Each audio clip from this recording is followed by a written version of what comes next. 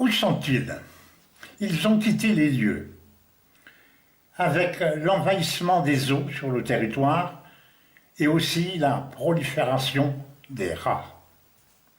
À cet endroit, les gens du voyage occupent les lieux, des caravanes en nombre.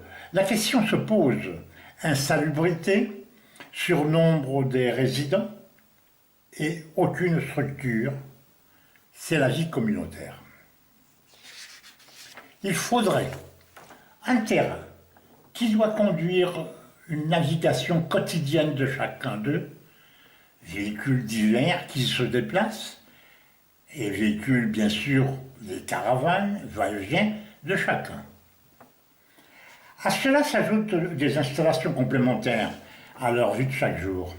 Il y a l'électricité du village. Il y aurait aussi l'électricité distribuée à chacun. L'arrivée d'eau et distribution à chaque point d'utilisation. Des sanitaires installés à la commodité des utilisateurs avec évacuation des déchets humains.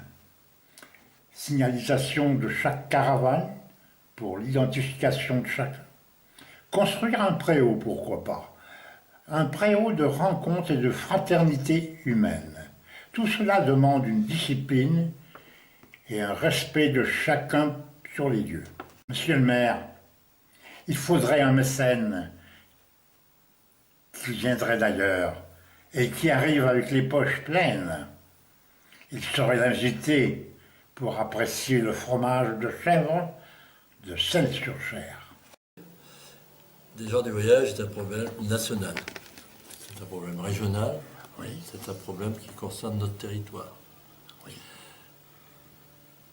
Il faut effectivement comprendre que cette situation, il faudra bien un jour trouver une solution pérenne. Oui. Compte tenu qu'il faut comprendre que ces familles ont quand même des enfants et des petits-enfants et que c'est un problème humain.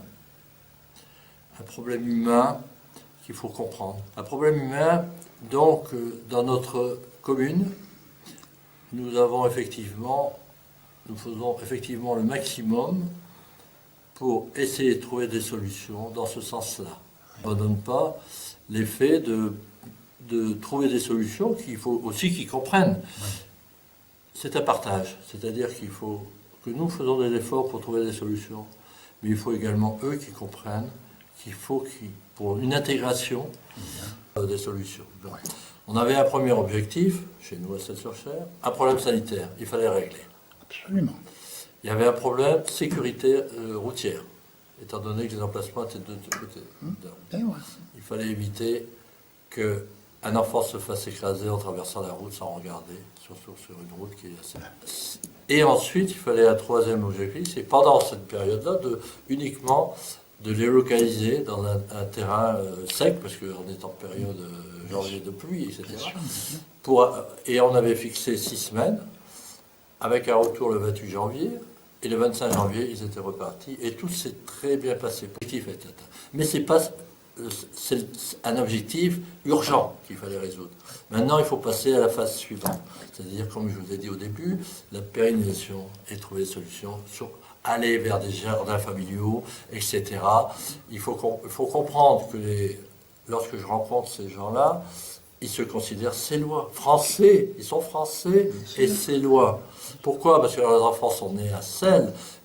Les enfants, effectivement, 30 enfants, plus de 30 enfants en classe primaire. C'est par les enfants que nous allons y arriver.